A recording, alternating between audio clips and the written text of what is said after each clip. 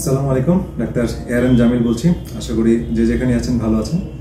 তো আজকে আমরা আইবিএস নিয়ে কিছু কথা বলবো, কারণ এটা একটা ফাংশনাল ডিসঅর্ডার এবং এখানে আসলে আমাদের অনেক ভাই বোনেরা এই সমস্যায় আক্রান্ত এবং তারা বিভিন্ন সমস্যায় ভুগছেন এই আইবিএস এর কারণে। তো আইবিএস সম্পর্কে আমরা অনেক আলোচনা শুনেছি। তো আইবিএস এটা একটা ফাংশনাল প্রবলেম। তো ফাংশনাল প্রবলেম বলতে আসলে কি বোঝায়? তো সহজভাবে বলতে গেলে যেটা আমাদের যে প্রবলেমে আমরা বিভিন্ন পরীক্ষা নিরীক্ষা করলে কোনো পরিবর্তন বা কোনো টেস্টে কোনো পজিটিভ কিছু পাই না, তখন সাধারণত গ্যাস্ট্রোএন্টারোলজিস্টরা বা চিকিৎসকেরা এই বিষয়টাকে, এই প্রবলেমটাকে ফাংশনাল প্রবলেম বলে থাকেন। অর্থাৎ পেটের বিভিন্ন সমস্যা হয়, হজমজনিত বিভিন্ন সমস্যা হয় আইবিএস এ। তো সেক্ষেত্রে এন্ডোস্কোপি করা হয় বা কোলোনোস্কোপি করা হয় বা বিভিন্ন টেস্ট করা হয়। তো যে টেস্টে সাধারণত রিপোর্টগুলো নর্মাল আসে, পরবর্তীতে ডাক্তাররা এটাকে ফাংশনাল ডিসঅর্ডার বলে থাকেন। তো যেটার একটা মেডিকেল টার্ম হচ্ছে যে ইরিটেবল বাউল সিনড্রোম। তো এই ফাংশনাল প্রবলেমে আসলে আমরা অনেকেই ভুগছি। তো এই লক্ষণগুলো আমরা অনেকেই কম বেশি জানি। তো কি কি হলে আমরা বুঝবো যে আমাদের আইবিএস, আমাদের সমস্যা হয়েছে? তো সাধারণত আইবিএস এ হচ্ছে প্রথম সমস্যা যেটা হয়, খাবার সঠিকভাবে হজম হয় না। অর্থাৎ আপনি খাচ্ছেন, খাবার হজম হচ্ছে না, পেটটা মানে মনে হচ্ছে অতিরিক্ত গ্যাস হয়ে আসতেছে, আবার গ্যাস বের হয়ে গেলে একটু আরাম পাচ্ছেন, অথবা খাবারটা দীর্ঘক্ষণ পেটের মধ্যে থাকছে, হজম হতেই চাচ্ছে না। তারপরে হচ্ছে পায়খানার সাথে মিউকাস যাচ্ছে, এটা আমাম যাচ্ছে, অথবা কিছু সময় একদম লুজ মোশন হয়ে যাচ্ছে, পাতলা পায়খানা হয়ে যাচ্ছে। আবার অনেকের হয়তো কনস্টিপেশন হচ্ছে, 2-3 দিনে টয়লেট হচ্ছে না। তো দুই রকম ভ্যারাইটি আছে, অনেকের আবার মিক্সড ভ্যারাইটি আছে। অনেক সময় কনস্টিপেশনও হয়, অনেক সময় লুজ মোশনও হয়। এছাড়া অনেকের পায়খানা আসলে বেগ ধরে রাখতে পারে না, মানে দ্রুত টয়লেটে যেতে হয়, পেটে বুটবাট শব্দ হয়, গুড়গুড় শব্দ হয়, বদহজম হয়, অস্বস্তি লাগে এবং টয়লেট করে আসার পর শান্তি পায় না। হ্যাঁ, মনে হয় যে আরো টয়লেট আছে, ক্লিয়ার হলো না। তো এখানে অস্বস্তি নিয়েই হয়তো তার সারাদিনের কাজকর্ম করতে হয়। যারা অফিসে যায়, সকালে হয়তো টয়লেট করতেছে, ক্লিয়ার হচ্ছে না, ওই অবস্থায় অফিসে যেতে হচ্ছে। তো এই ধরনের সমস্যাগুলো হয়। তো এটা সব বয়সী মানুষদেরই হতে পারে, তবে ইয়াং বয়সে এটা বেশি শুরু হয় দেখা সমস্যাগুলো। এবং গবেষণায় যেহেতু এটা ফাংশনাল প্রবলেম, অর্থাৎ কোনো মেডিকেল পরীক্ষা নিরীক্ষাতে, এন্ডোস্কোপি বা কোলোনোস্কোপিতে বা স্টুল এক্সামিনেশনে এরকম সিগনিফিকেন্ট কোনো পরিবর্তন পাওয়া যায় না, কোনো মেজর কোনো প্যাথোলজি বা কোনো জীবাণু বা কোনো কিছুর কোনো চেঞ্জ পাওয়া যায় না। তো সুতরাং এই জন্য ফাংশনাল মেডিসিনে এটাকে, মানে ফাংশনাল প্রবলেম হিসেবে এটাকে ফাংশনাল প্রবলেম বলা হয়। এটা ইরিটেবল বাউল সিনড্রোম নামে অভিহিত করা হয়। তো এখন আমরা ফাংশনাল মেডিসিন অ্যাপ্রোচে আসলে আমরা কিভাবে এই ধরনের রোগীদের চিকিৎসা করে থাকি বা কিভাবে আমরা প্ল্যান সাজাই বা স্ট্র্যাটেজিটা কি। তো আমরা গবেষণা করে দেখেছি বা ফাংশনাল মেডিসিন আলোকে এই যারা আইবিএস আক্রান্ত তাদেরকে কয়েকটা জায়গায় নজর দিতে হয়। একটা হচ্ছে তাদের হজম শক্তি বাড়াতে হয়। তো হজম শক্তি বাড়াতে গেলে আপনার মুখ থেকে শুরু হয় হজম প্রক্রিয়া।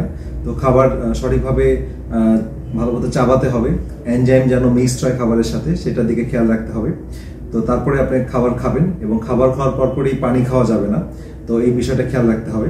এছাড়া পেটের আরেকটা যে ইম্পর্টেন্ট বিষয় হয়, এখানে আইবিএস আক্রান্ত তারাই বেশি হন যাদের স্টমাক অ্যাসিড কমে যায়। অর্থাৎ খাবারের হজম করার জন্য আমাদের পর্যাপ্ত অ্যাসিড স্টমাকে তৈরি হওয়া দরকার।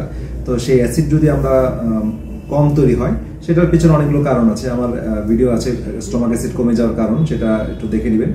তো স্টমাক অ্যাসিড কমে যাওয়ার জন্য আমরা অনেক স্ট্রেসে স্টমাক অ্যাসিড কমে যায়। আমরা যদি প্রসেস কার্বোহাইড্রেট বেশি খাই, সেটার জন্য কমে যায়। আমরা যারা দীর্ঘদিন গ্যাসের ওষুধ খাচ্ছি, তো তাদের ক্ষেত্রে স্টমাক অ্যাসিড কমে যায়। তো এইসব বিভিন্ন নানাবিধ কারণে স্টমাক অ্যাসিড কমে যায়। তো স্টমাক অ্যাসিড কমে গেলে আমাদের সাধারণত এনজাইমগুলো অ্যাক্টিভেট হয় না। পেপসিন যে এনজাইমগুলো আছে, তো সেটা অ্যাক্টিভেট না হওয়ার কারণে আমাদের খাবারগুলো হজম হয় না। তো হজম না হয়ে পরবর্তী অংশে চলে যায়, ক্ষুদ্রান্তে চলে যায়। তো সেখানে ওই একই পর্যায়ে সিকুয়েলি হিসেবে প্যানক্রিয়াস থেকে, গলব্লাডার থেকে এনজাইমগুলো প্রপারলি রিলিজ হয় না। তো যে কারণে খাবারগুলো অনেকক্ষণ স্টে করে। তো সুতরাং এই হজম প্রক্রিয়াটাকে ঠিক করতে হয়। আমরা সেই বিষয়টাকে খেয়াল রাখি যেন স্টমাক অ্যাসিডটা ঠিক মতো পেশেন্টের তৈরি হয়, স্টমাক অ্যাসিড।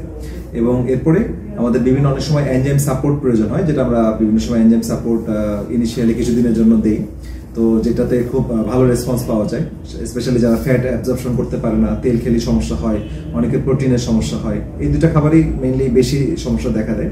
তো এই দুটা খাবারকে হজম প্রক্রিয়া সাহায্য করার জন্য এনজাইম দিতে হয়। এছাড়া অনেকের আইবিএস এর সাথে লিকি গাট একটা ওতপ্রোতভাবে জড়িত। তো লিকি গাট নিয়ে আমার একটা ভিডিও আছে, বিস্তারিত কথা বলা আছে সেখানে, কিভাবে আমরা সমস্যা থেকে উত্তরণ করতে পারি লিকি গাটের, সেটা নিয়ে সেই ভিডিওটা কষ্ট করে দেখে নেবেন।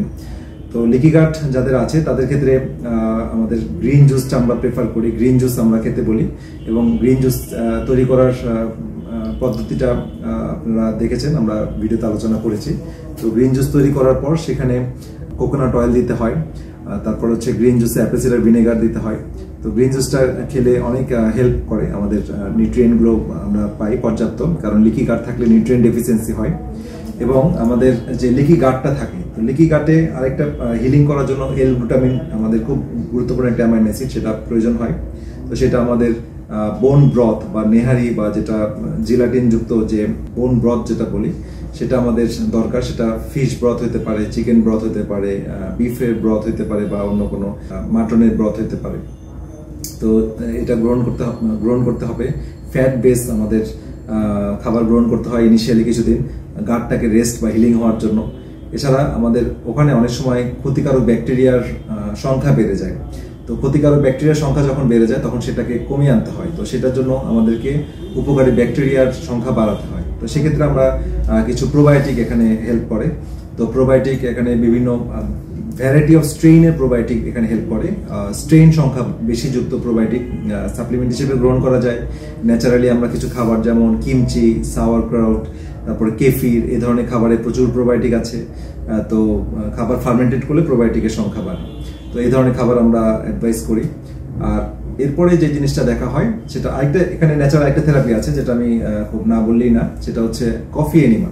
তো কফি এনিমা এখানে খুব ভালো কাজ করে। কফি এনিমা দিলে আমাদের কোলন ক্লিনজিং হয়।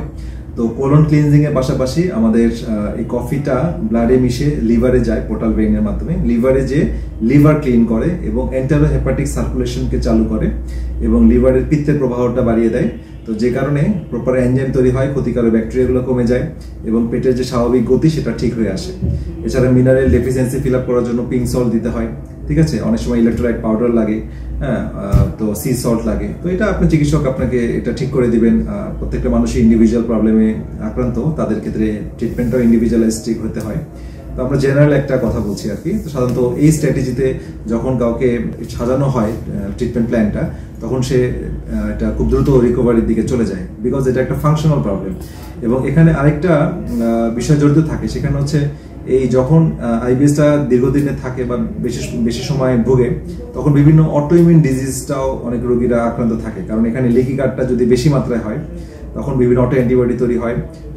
এই জন্য আইবিএস রোগীদের দেখা যাবে যে মেন্টালি তারা অনেক সময় ইরিটেবল থাকে, অ্যাংজাইটিতে ভোগে, স্ট্রেসে ভোগে, তারপর তাদের ঘুমের সমস্যা হয়, বিভিন্ন মাল্টিপল জয়েন্ট পেইন হয়, অনেকে থাইরয়েডের ইস্যু থাকে, থাইরয়েডের প্রবলেম থাকে তাদের, হ্যাঁ। তো এই ধরনের বিভিন্ন অটোইমিউন ডিজিজ বা অনেক বাতের সমস্যাও তারা আক্রান্ত থাকে, পেটের সমস্যা থাকে, ইভেন স্কিনের সোরিয়াসিস, এক্সিমা, এই ধরনের সমস্যাও আইবিএস রোগীরা একই সাথে ভুগতে থাকে যাদের দীর্ঘদিন আইবিএস এর প্রবলেম।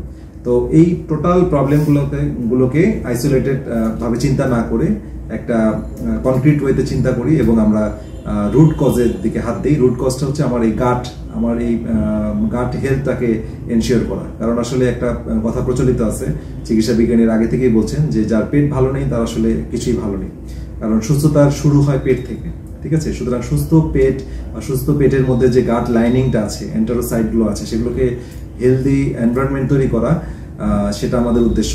এবং আমরা আসলে সেই হেলদি এনভায়রনমেন্টটা তৈরি করার জন্যই আমরা চেষ্টা করি। এবং এই হেলদি এনভায়রনমেন্টটা যখন আমরা সঠিক লাইফস্টাইল, সঠিক খাবার এবং সঠিক অ্যাডভাইসের মাধ্যমে এনশিওর করতে পারি, তখন আমাদের ম্যাক্সিমাম পেশেন্টরাই খুব অল্প সময়ের মধ্যে তারা রিকভারিতে চলে যায়। কারণ আমাদের একটা জিনিস মনে রাখতে হবে, আমাদের কোষগুলোতে প্রত্যেকটা কোষের রিজেনারেটিভ ক্যাপাসিটি আছে, অর্থাৎ সুস্থ বা হিলিং হয়ে আসার মেসেজটা তাদের মধ্যে দেওয়া আছে।